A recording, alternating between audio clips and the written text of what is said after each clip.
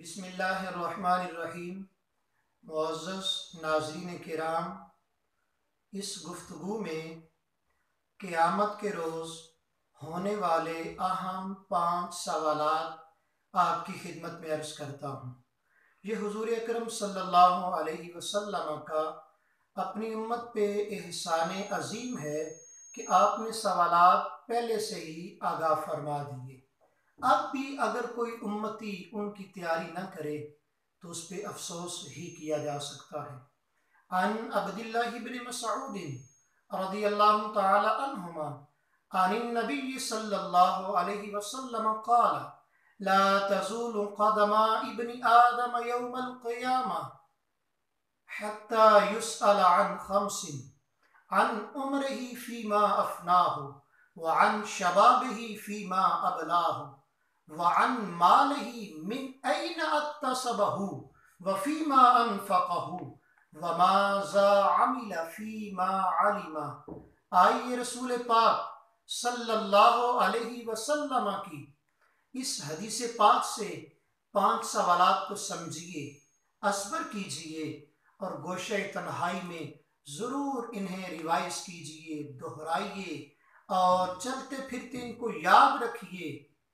وہ میں آپ کی خدمت میں عرض کیے دیتا ہوں۔ پہلا سوال عمر کے بارے میں ہوگا۔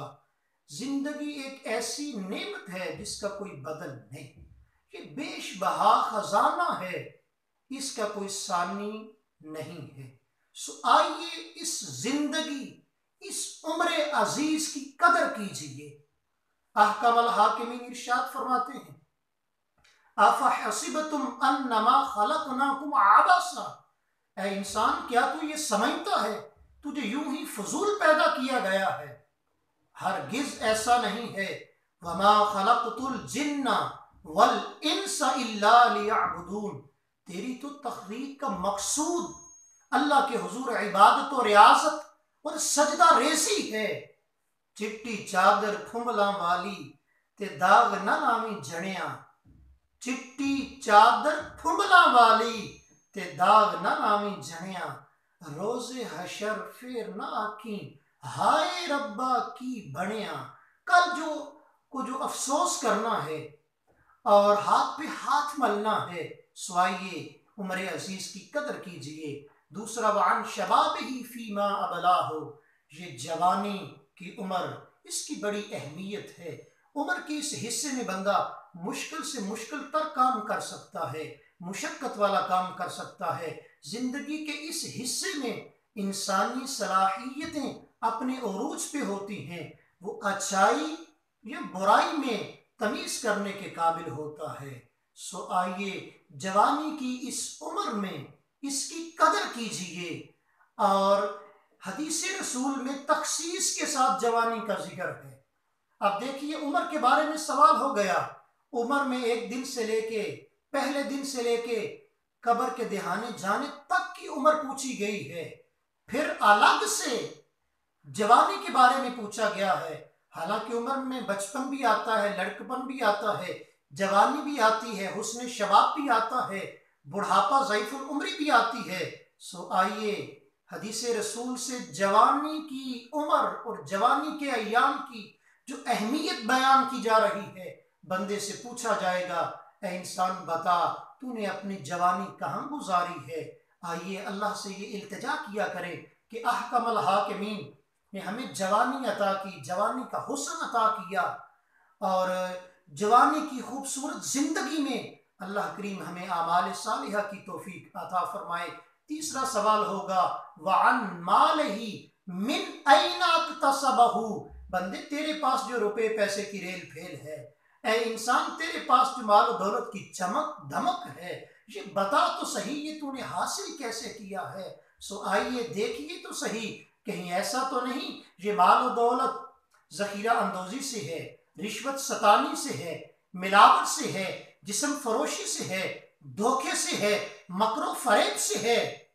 صاحبوں ہمیں دیکھنا ہوگا میرے جسم پہ موجود لباس یہ مال حلال کا ہے یا مال حرام کا ہے؟ میرے گھر کے دسترخوان پہ نعمتیں یہ رزق حلال سے ہیں یا مال حرام سے ہیں؟ سو ان چیزوں کو دیکھنا ہوگا۔ آئیے چوتھا سوال अहकम अल हाकिमीन ने इरशाद फरमाया, बंदे से पूछा जाएगा, मेरे महबूब सल्लल्लाहु अलैहि वसल्लम इरशाद फरमा रहे हैं, खालिक मखलूक से, खालिक मालिक राजिक, बंदे से पूछेगा, ए इब्ने आदम जरा ये तो बता, तूने माल तो इकट्ठा कर लिया, इनकम ऑफ सोर्सेज के बारे में तो पूछ दिया गया, अब तू इसको खर्च कहाँ कहाँ कर रहा है? वफी मा अनफक़हू, इंसान बता तो सही ये जमा पूंजी को तू खर्च कहाँ पे कर रहा है? सो आइए देखिए, अमूमन माल को खर्च करने के या माल को जमा करने के दो तरीके हैं, उनमें एक इसराफ, दूसरा बुखल कंजूसी। इस्लाम ने दोनों तरीकों से मना किया है। इन्नल मुबस्सिरीन कानू इख्वान शयातीन, फजूल खर्ची करने वाले को शैतान का भाई कहा गया है।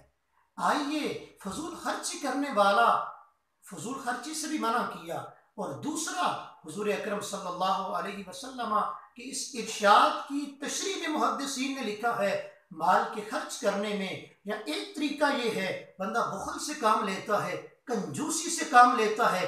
बंदे से पूछा जाएगा, अल्लज़ी जमा मालन वअद्ददा, बंदे तूने ये जो माल जमा करके रखा, जिसको तूने जमा करके गिन गिन के रखा है, इंसान अपने उस जमा शुदा माल के बारे में बता तो सही, आया कहाँ से है और तूने खर्च कहाँ पे किया है? कहीं ऐसा तो नहीं हमारा रुपया पैसा, हमारी माल और दौलत ढोल की थाप पे उड़ रही है? कहीं ऐसा तो नहीं है हमारा जमा शुदा रुपया पैसा वो माल हराम में है और हराम के रस्तों पे सर्फ हो रहा है, वो जिस्म फरोशी पे है, वो मिलावट पे है, वो धोखा दही पे है? कहीं और जो ऐसे खिलाफ शरअ मामलात हैं, कहीं उन पे हमारा रुपया पैसा खर्च तो नहीं हो रहा है। सो आइए हमें देखना होगा, कहीं ये शराब पे तो नहीं खर्च हो रहा, कहीं पे ये ज़िना पे तो नहीं खर्च हो रहा, कहीं पे ये मौसीकी, सैनमा बीनी, नमूदो नमाइश, दीगर फजूल खर्ची पे तो नहीं खर्च हो रहा। आइए इरशाद रसूल के चौथे हिस्से को समझिए। ऐ इंसान ये बता, तूने माल खर्च कहाँ कहाँ किया है? अल्लाह रब्बुल इज़्ज़त हमें माल को मसाजिद पे, मदारिस पे, यतीमों पे, बेवा पे, ज़रूरतमंदों की ज़रूरियात को पूरा करने में खर्च करने की तौफीक अता फरमाए। फलाही प्रोजेक्ट्स में खर्च करने की अल्लाह हमें तौफीक अता फरमाए।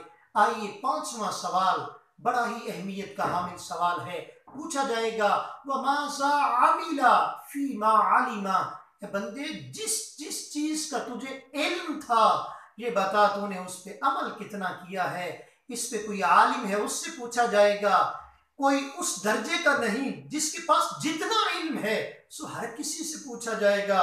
सुनने वाला ये ना समझे फकत ये सवाल उलमा से पूछा जाएगा, जिसके पास जितनी इस्लाम की समझ बूझ है, शरीयत को समझता है, सो उससे पूछा जाएगा। आइए, रसूल पाक सल्लल्लाहु अलैहि वसल्लम का इरशाद गिरामी, क़यामत के दिन एक शख्स को लाया जाएगा, जहन्नुम में धकेला जाएगा, वो गधे की तरह हिन हिनाएगा, सारे अहले जहन्नुम उसके इर्द गिर्द जमा हो जाएंगे, पूछेंगे, तू तो हमें नेकी का हुक्म देता था और अमाल सालिहा की तरफ तू हमें तरगीब देता था, और आज तेरा हश्र क्या है? तेरे साथ ऐसा क्यों हो रहा है? वो कहेगा, मैं तुम्हें तो नेकी का हुक्म देता था, खुद नहीं करता था। सो आइए अल्लाह रब्बुल इज़्ज़त के हुजूर इल्तिजा कीजिए, मालिक तेरे महबूब ने हम पे करम फरमाया, क़यामत के रोज होने वाले सवालात इरशाद फरमा दिए। मौला इल्तिजा करते हैं, हमें एहसास की नेमत नसीब फरमा, फिक्र और शऊर की नेमत नसीब फरमा, फिक्र आखिरत नसीब फरमा, और कदम कदम पे इन 5 सवालात को याद रख के इनकी तैयारी करने की भी तौफीक अता फरमा। अस्सलामु अलैकुम व रहमतुल्लाहि व बरकातहू।